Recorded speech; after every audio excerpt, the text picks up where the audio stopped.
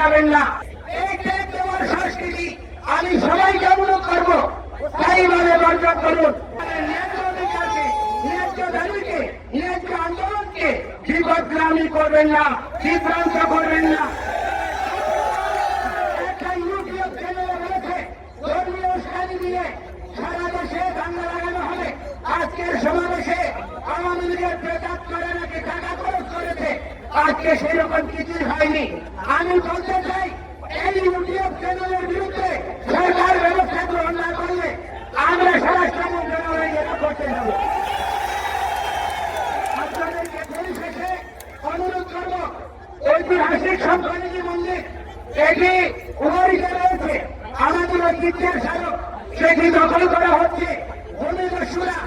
আমি অনুরোধ করবো আপনারা সকলে সেই প্রতিষ্ঠান উদ্ধারের জন্য, দুর্গাপূজা করার জন্য সেখানে যথাযথ ব্যবস্থা গ্রহণ করবেন। এবং আমি পরিশেষে আপনাদের সকলকে বলবো, আপনারা যে এখানে নবজাগরণের অভ্যুত্থান ঘটিয়েছেন, সাধু সন্তরা এই আন্দোলনের শিরোভাগে থাকবে। ছাত্ররা তারা এই আন্দোলনের যোদ্ধা, আর পেশাজীবীরা তারা আমাদের পরিপোষক। আমরা সম্মিলিতভাবে এগিয়ে যাব, তোমরা বিরক্ত হওয়ার সুযোগ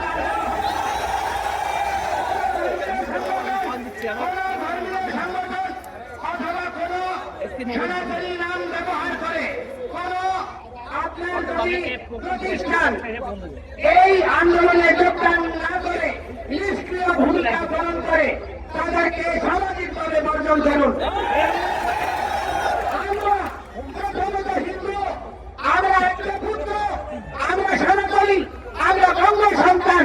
সুতরাং কোনোভাবেই আমাদের ন্যায্য অধিকার ছাড়াকে রাজনৈতিক ঠেক লাগাবেন না।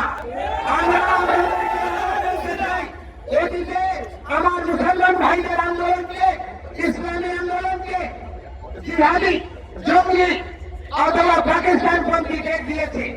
এই ঠেক দেওয়ার সংস্কৃতি আমি সবাইকে অনুরোধ করবো স্থায়ীভাবে বর্জন করুন, সম্মিলিত দেশ গঠন করুন এবং আমরা প্রগতির দিকে এগিয়ে যাব।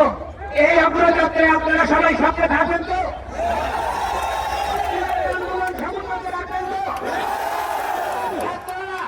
আমাদের ভাইয়েরা যে আত্মত্যাগ স্বীকার করছে, আপনার চট্টগ্রামে আমাদের দুই ভাই অজয় এদেরকে হত্যা মামলায় আসামি করা হয়েছে। তারা কোন রাজনৈতিক দলের লোক ছিল না। আজকে পেশাজীবী হিসেবে দায়িত্ব পালন করতে গিয়ে রানাদাস গুপ্তার মতো একজন সংখ্যালঘু লিডারকে হত্যা মামলার আসামি করা হয়েছে। একজন নিরপেক্ষ লোককে 2 লাখ চাকরি থাকা অবস্থায় তাকে পদচ্যুত করা হয়েছে। কি বার্তা দিতে চাইছেন যে আপনারা দেশে সংখ্যালঘু শূন্য করবেন? প্রশাসন থেকে, বিচার বিভাগ থেকে আজকে আপনি দেখেন কোর্টে কোন হিন্দু বিচারপতি নাই। আপনার সচিবালয়ে হিন্দু শূন্য করার প্রক্রিয়া চলছে। প্রতিটি জায়গায় ডিসিতে একজন দেওয়া হয়েছে নামমাত্র। তো সেজন্য আমি আপনাদেরকে বলবো, সবাই আওয়ামী লীগ করে না ভাই।